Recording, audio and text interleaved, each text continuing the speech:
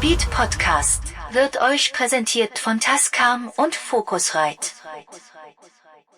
Der Welt muss Jean-Michel Jarre nichts mehr beweisen. Sich selbst aber sehr wohl. Sogar eingefleischte Fans, die seinen aktuellen Veröffentlichungen nur noch wenig abgewinnen können, werden zugeben, auf seinen Lorbeeren hat er sich nahezu nie ausgeruht. In dieser Hinsicht passt Oxymore perfekt ins Bild. Das inzwischen 21. Studioalbum mag sogar als eines der radikalsten seiner Karriere durchgehen. Nahezu ausschließlich aus Soundeffekten, Bässen und mutierenden Schlagzeugpatterns aufgebaut, verweigert sich Jarre dem gängigen Bild von ihm als melodieseligem Schöngeist. Diese Musik irritiert, polarisiert und lässt einen ebenso entgeistert wie begeistert zurück. Musik der Zukunft?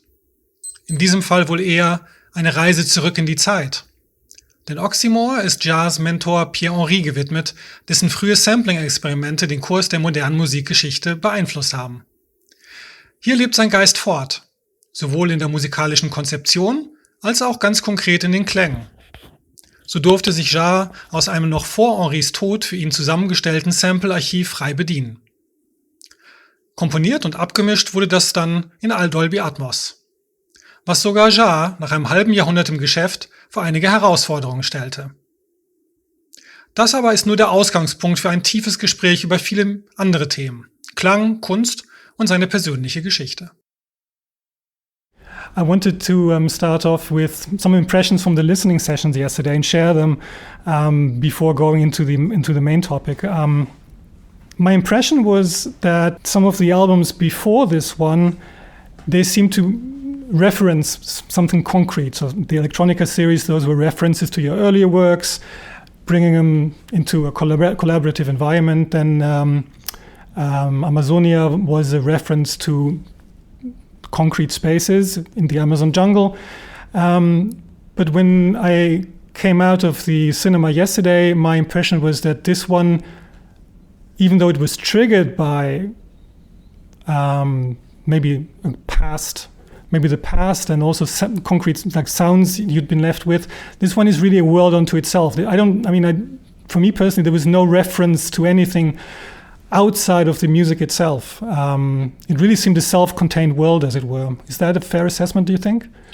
First of all, I think it's one of the best comments and compliments about what I've done, because I think that it's exactly what I tried to achieve, a world in itself, by using a kind of technical elements or technical approach of composition dated from the roots of the French electroacoustic music, yes, which is in my opinion is absolutely contemporary and modern because of this work on noise and sound design, which is actually which became the grammar of modern music. And so I wanted to pay tribute to this period through Pierre-Henry's work, but also being absolutely contemporary by using the most recent softwares, granular synthesis and Dolby Atmos type of technology, and to create. And you know, what you say is interesting because actually Oxymore, I didn't think about oxygen at all in terms of words and sounds.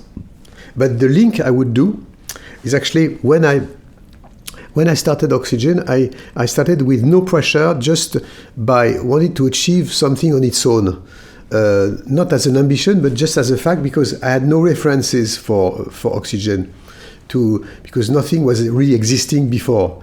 And then I worked in a very intuitive way by being guided by what I was doing. Like maybe I don't know if I mentioned that, but the idea of it's what I was doing, showing me where I was going to. And it's exactly the same situation with Oxymore.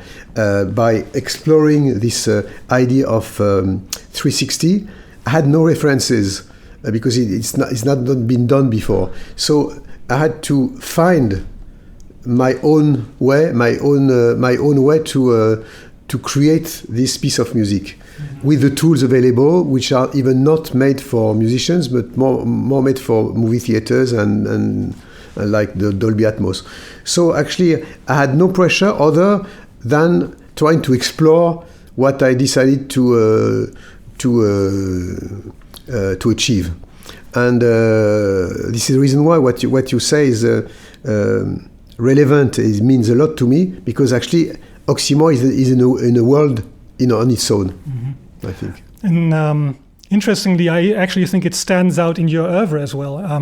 I read today in a German newspaper there was a comic, sort of a cartoon, and there was a Flaubert quote in there which I thought fit. And I think Flaubert said that you should put everything into a work of art: God, the earth, the planets, the universe, except yourself as a composer. I thought it was a very interesting one after having listened to Oxymore yesterday, because it seems like even the composition itself seems to exist without the composer in a way.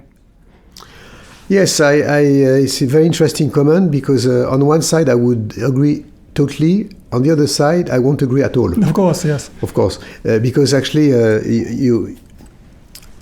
it reminds me about one quote that something that Fellini told me one day.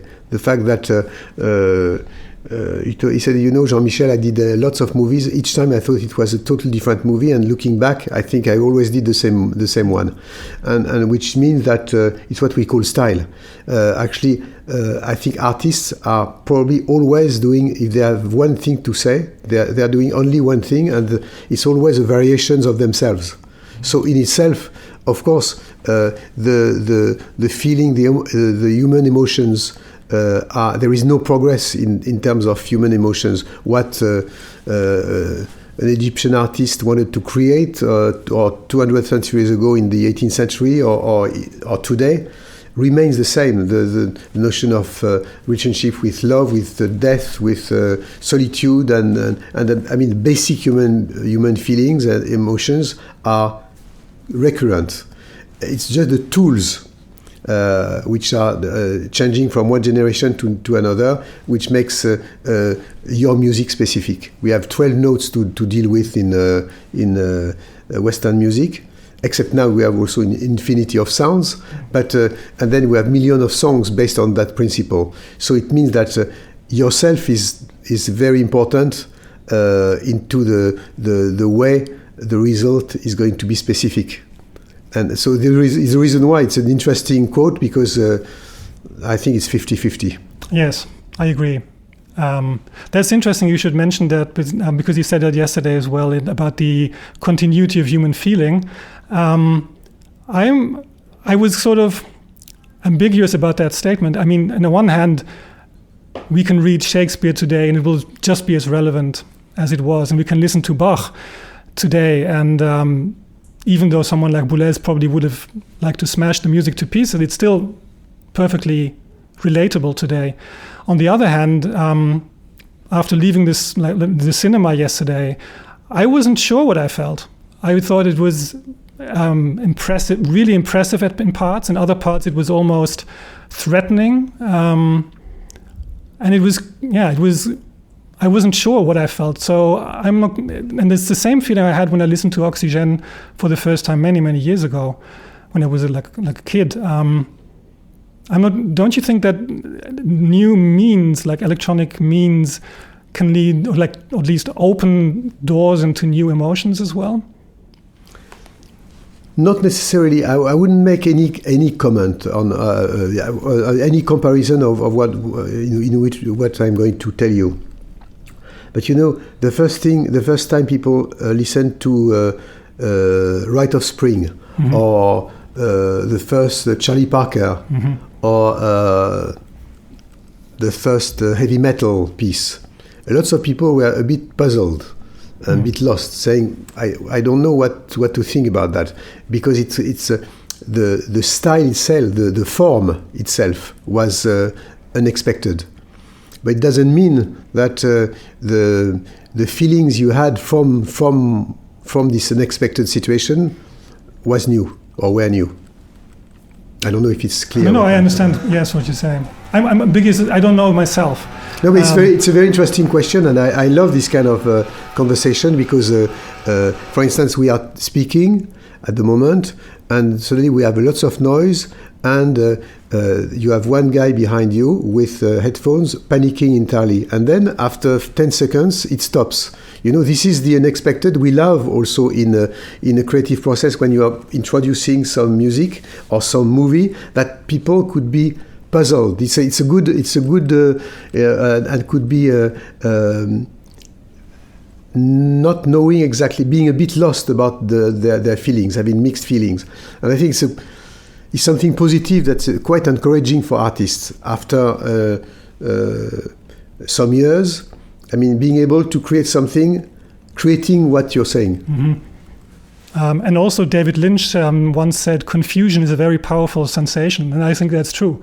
Coming from the king of confusion, absolutely, on top of it. Yes. It's interesting because David Lynch was my first choice for electronica. He's the first person I contacted for as a collaboration. Mm-hmm. And we did something together, and we both agreed that it was not really interesting. Not confusing enough. It's right, exactly. It was the apology of confusion.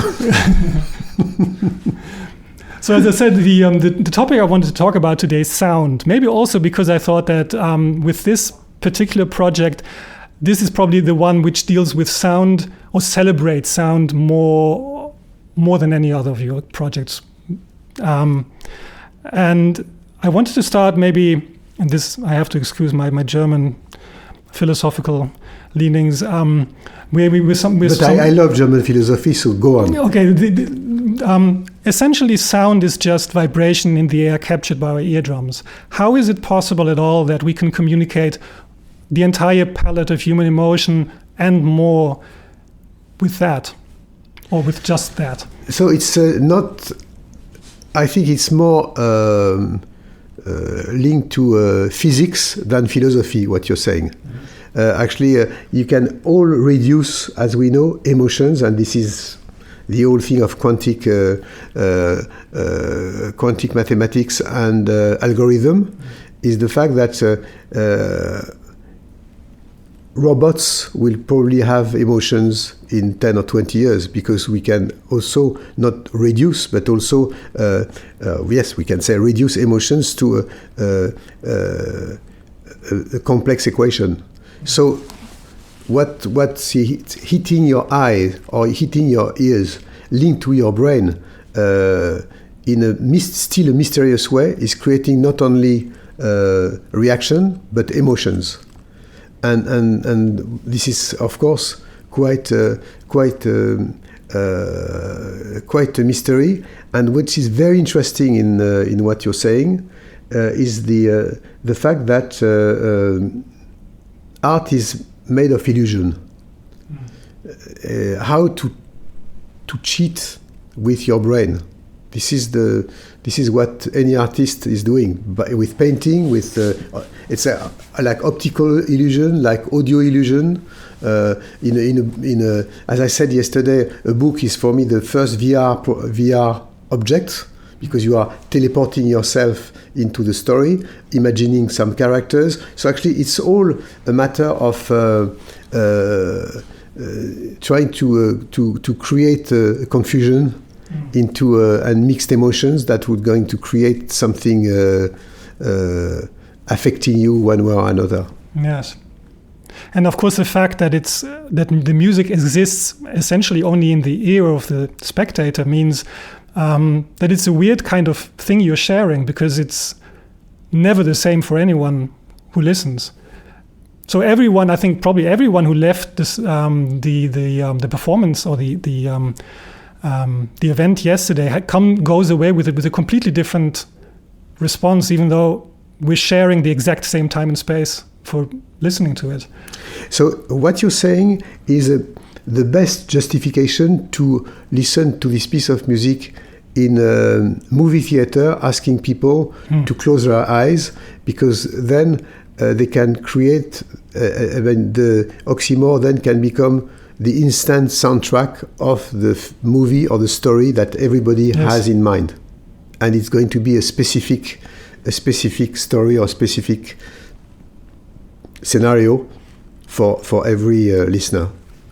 Do you have any kind of visual sensations when you when you hear sounds?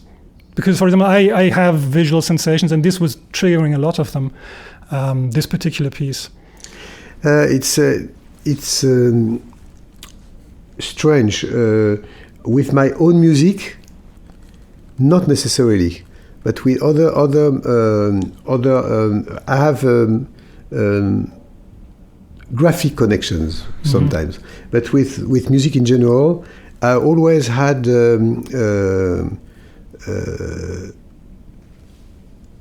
not abstract images. I think it's based on for lots of reasons. Because first of all, I did painting and music. I was hesitating between doing paintings on music, and I was really involved in abstract painting. And I think that musique concrète is also dealing with textures and sounds like abstract painting is dealing with textures and yes, textures and matière, as we say in French. Yes. So you see what I mean. And actually, abstract painting should be called peinture concrète or concrete painting. Because it's not abstract, it's really organic. It's dealing with textures. I mean, Jackson Pollock is very concret. It's not abstract for me. So there is this kind of, and this to answer to your question. Then my visual connection with music is most of the time linked to this abstract painting or Hartung, Hans Hartung, for instance, or Soulages or Pollock or. More than Renoir or even Picasso. And which way is Pollock concrete to you? That's interesting. Because he's it's. I mean, for me, musique concrète is very organic, very sensual. You are dealing it's like cooking, cooking with waveforms, with frequencies, like cooking with spices and adding spices. In my case, the spices for Oxymore are the sounds of Pierre Henry. And so it's a very the painting of Dubuffet or Pollock or Soulages is actually dealing with earth, dealing with really concrete elements, and it's in my opinion the reproduction of a landscape from Renoir, for instance, is very abstract because actually it's just an illusion or a fake vision of reality.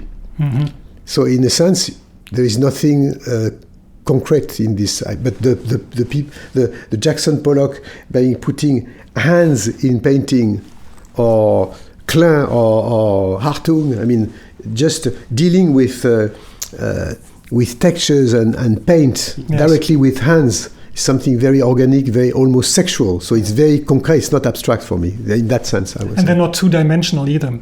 Exactly, and also it's a very in the case of Pollock, there is also kind of optical art close to cinetism, cinetic arts also. What I think is also close to electroacoustic music, when you are dealing with sounds mixed with in a kind of as I said, I think it's very influenced musique concrète, electroacoustic music. Is very influenced by another French movement, the Surrealism, Marcel Duchamp, and all this period. It's a kind of apology of oxymoron in a sense. Interesting. I would have probably gone for the comparison not with abstract art, but with maybe photographic collage, because I always think like a Man Ray, for instance. Yes. Yes. What I also thought interesting about Oxymore was I know the Henri part of that project is not as big probably as it contributes to it, but it's maybe not that important. But I thought it was interesting that it said a tribute to Pierre Henry, but it really like a tribute. Usually it's people saying very nice things in a like and playing some calm music, but this is so unlike any tribute I would have expected. It's why do you think the music turned out this, I'm going to say violent now, but it's violent in parts, but it's hard and it's more raw than violent, I think. Yes, the word is, I'm looking for the word, but a kind of rawness, I would say. Yes, that's, rather than violent or dark. I don't think it's this music. Personally, I don't think this music is dark. I think it's more linked with a kind of rawness. What musique concrète is all about. I mean, sculpting noise. Yes. It's not noise music, but it's more about using noise to process in such a way that they become musical objects. Actually, there is a very interesting book from Schaeffer called the Solfège des objets musicaux, the solfège of musical objects. And actually, it's interesting that for Oxymore, I really had the feeling to place sonic objects all around me, and they were not anymore some part of an arrangement or orchestration, but more like almost physical object, audio object that I would place somewhere in space, like an imaginary skyline or space, actually. But dynamic, of course. But dynamic, yes, exactly. Is that typical for you, that there's sort of, because that is almost like an image of something you want to create? Is that something that's usually at the beginning of a project? No, it's not necessarily. But talking about all this, I was just thinking about what Goethe said once, comparing music as a liquid architecture. And it's quite true in that case, except in the case of Oxymore, it's not liquid, it's more earthy. Yes. So, more mineral. But the rawness, you think that's because that is a reference to the rawness of the originators? Yes, I think it's the rawness of the kind of big bang of electronic music for me, the kind of maelstrom of noise and sounds from which people such as Pierre-Henry built a kind of new system of composition, which is, in my opinion, is a major contribution to the way we are doing music these days. I mean, we all became integrating sound effects in our music, doing sound design, whatever the artist is, from the hip-hop scene or rock or pop or electro or techno, everybody is influenced by this idea of creating oxymoron by mixing the sound of white noise with, or I don't know, a locomotive with a bass drum, or these kind of things. It's really due to this approach. Yes. Where I think the influence of Stockhausen, as important, in my opinion, as this is more due to the idea of dealing with oscillators, with electronic waveforms, more than musique concrète. This is the reason why I think if you want to talk about the origin of electronic music, is really definitely from continental Europe, from Germany and France. And maybe we shouldn't forget Britain, because of course, at least for me, the influence, the British influence is also very important. Because of course, psychedelic groups like the early Pink Floyd, for example, a lot of what they did, that could easily... Absolutely, I couldn't agree more, but it was 20 years or 30 years later. Yes. So the reason why that I think continental Europe is, you can go to Luigi Russolo in 1910 writing The Art of Noises. Yes. It was far before. And there is an explanation, because it's definitely coming from Europe, but I truly believe that electronic music is coming from our heritage of classical music. It's not originally a pop format. These long tracks of instrumental music are really directly coming from the heritage of classical music. And if you take England, with all the respect I have for the country and for the art, you cannot compare the number of classical composers in Germany, in France, and in the UK and in England. No. Yes. It's not the same story. I wonder, because of course with solfège and the traditional Western notated system, which sort of culminated in Mahler maybe around that time anyway. Do you think that the rules of that system, that maybe the rule system is applicable for sounds as well? So can we say there are incorrect sound combinations? Are there more harmonious sound combinations by the same rules? The oxymore starts with Pierre-Henri talking about his règle, but then when he comes to the point, actually, it's no longer, I can no longer hear what he's saying. It's just in the right precise moment when he's about to reveal his règle, I can't... it's just destroying, because actually it's what I wanted to... thank you for mentioning that, because very few people got that moment, which of course is quite... and it's what I said to the Pierre-Henri estate and the widow, because we became quite good friends. And I said, I think that... she said, I think you Pierre, wherever he is, should be very happy for the respect to bring to his work, but also to betraying him enough for him to make him happy. Yes.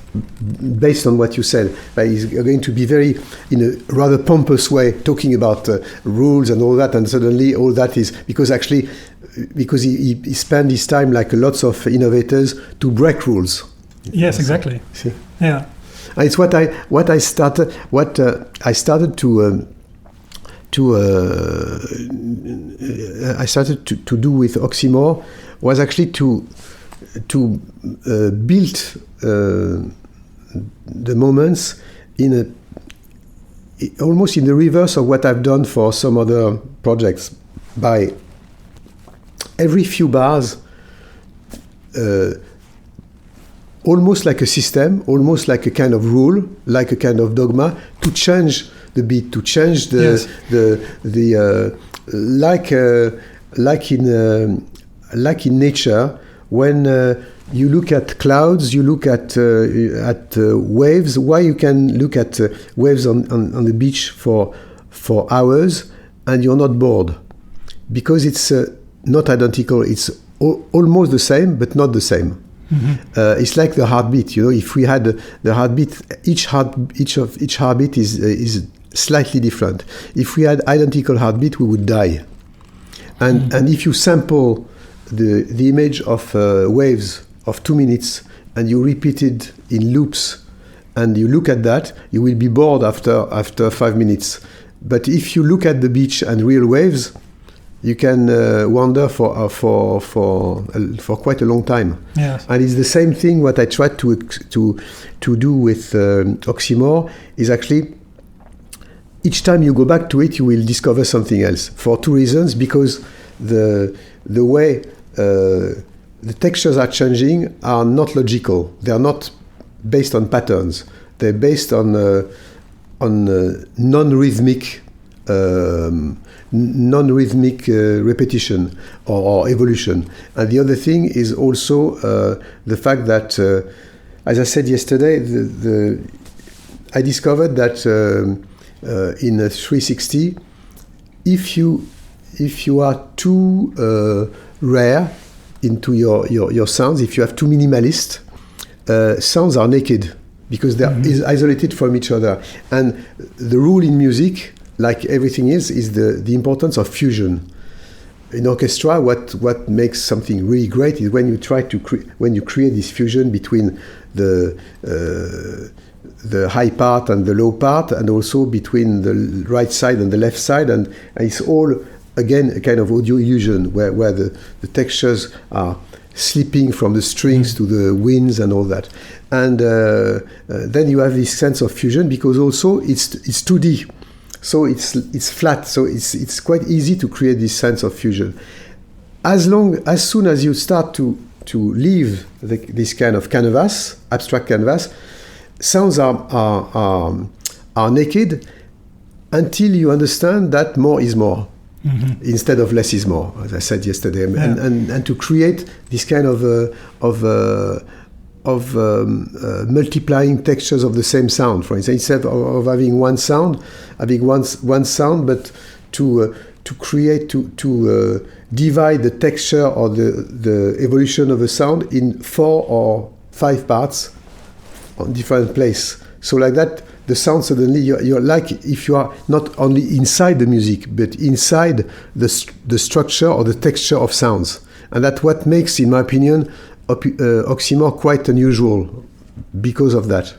Yes, and it, to me, even though it has passages where it's really has this sort of a physical flow and propulsion, it doesn't feel like it's a pure rhythm record. It's because the rhythms, there's like almost a thematic quality to them at times. Yeah, because I because of this, it was not necessarily intentional. I escaped totally into the patterns we are using so much in electronic music, where you have so many tracks based on the fact that you have a pattern of percussion or bass of 4 bars and repeated. This is something which makes it unconsciously put you in a kind of trance, but also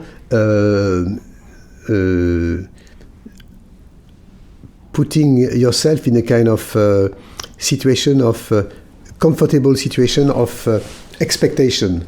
And I really, this is the reason why I loved what you said at the beginning of the conversation, saying I didn't know what to think or what to feel. For me, it's one of the best comments of what I try to achieve. I think for me always what is great about music, and that is what I think I appreciate about Oxygen when I first heard it, because I bought Oxygen when that was probably my third album I bought. The other two were, I think, Phil Collins and Queen. And good. It's a good band. It's a good group. I'm quite happy. Nothing wrong with it, but No. this was so different. And I came Oxygen. The first part of Oxygen, I still think that is like incredible, because I had to wrap my brain around what was happening. I was it was beautiful, and it opened up a space. At the same time, there was not something easy to latch onto or hold on to. And I think that is and then the music unfolds. I think you actually said it unfolded actually from the center, right? So from part 2 to outwards. But I think there's a logic to Oxygen, which I, even today, after 30 years of listening to it, I couldn't put into words to you. And I think maybe Oxymore has a bit of that quality as well, that it has a logic, or you sense that there is a logic, but it doesn't matter. It sort of makes the logic unnecessary. No, I totally understand what you're saying, and of course, as the musician being concerned by what you're saying, it's something I really appreciate, because as I don't know if we touched that yesterday, but it's very strange that when I listen to my music when it's done, there is also a kind of mixed feeling between something very familiar and a dose of mystery. Mm-hmm. And it doesn't happen necessarily all the time, but for the first part of Oxygen, the side 1 in vinyl time, it still carries a kind of mystery where I don't know exactly how I did it.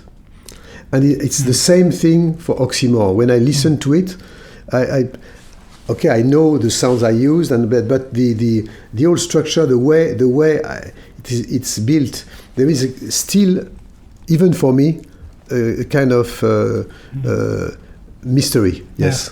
Yeah. With all you said about Henri and his influence, and also it's linked. Sorry to interrupt you, but it's also linked with the fact that there is a reason, maybe 2 reasons. The first one is I did both Oxygen and Oxymore in 6 weeks, more or less 6-7 weeks, quite quickly. But then it took me a long time for both to make it the way I wanted to conduct, in a sense, with mixing and producing the spatialization. And the other thing is also I had absolutely no pressure for Oxygen or for this, because as we were discussing, for Oxygen I had no references, so I was quite innocent. Yes. And then just exploring something that I knew was different, and I wanted to achieve this kind of. I wanted to go in this direction, but with absolutely no preconceived idea, and it's quite difficult today because we have such. Everything has been done more or less with technology and all that you see in the past 40 years and 50 years. But with this new sandbox, I would say, by dealing with space in a totally different way. I had no pressure, I had no references, and then I just experimenting. And then by experimenting, I built the album and I built the music. Yes. So it's something that unfortunately is not going to happen anymore to me because I will have now a reference which is the oxymore, unfortunately. But I know that this moment is quite precious. And this is the reason why I do think, and I say that in a very humble way, but I know that the oxymore is special because of that, because in the state of mind I was when I did it. With everything you said about Pierre-Henri, I wondered, I think you left GRM probably 1973, something like that? No, 71. 71. I think what I've wondered is there's this time between 1971 and then Oxygène, and I wonder why Henri worked with tape machines and with this musique concrète approach. Why, for you, did you not, why did you move from the tape machine to the synthesizer? Why did that other technology seem more appropriate for what you wanted to express when there was clearly this world that Henri had opened, which could have been a lifetime's worth of investigation as well?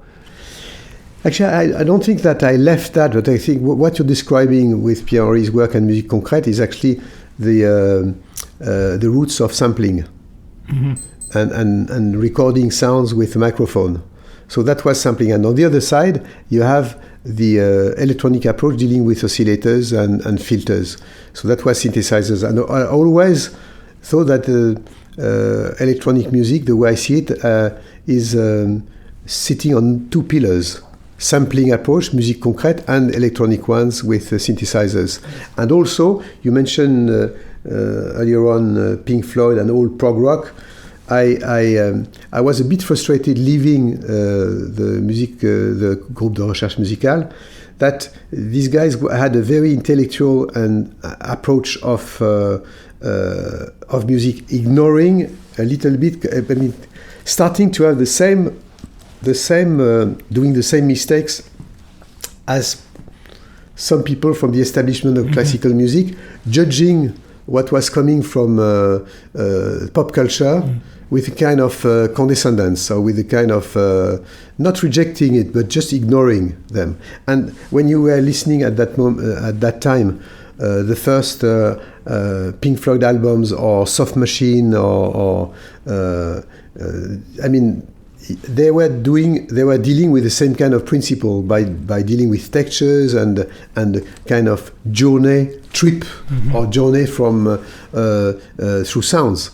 And I said that I mean, I really would like to create this link between experimentation and pop, and also with melodies. I always thought that melodies was at the heart of music, and it was in days where I remember that Yannis Xenakis came for a masterclass at the GRM and said something quite unexpected for me and for some other friends. That he said every emotions in music is suspect. Every kind of emotions in music is suspect, and when you're at that stage of it's kind of a hysterical intellectual statement, that part of the pure experimental almost scientific cold approach seemed to me quite far away from what I wanted to express as a musician.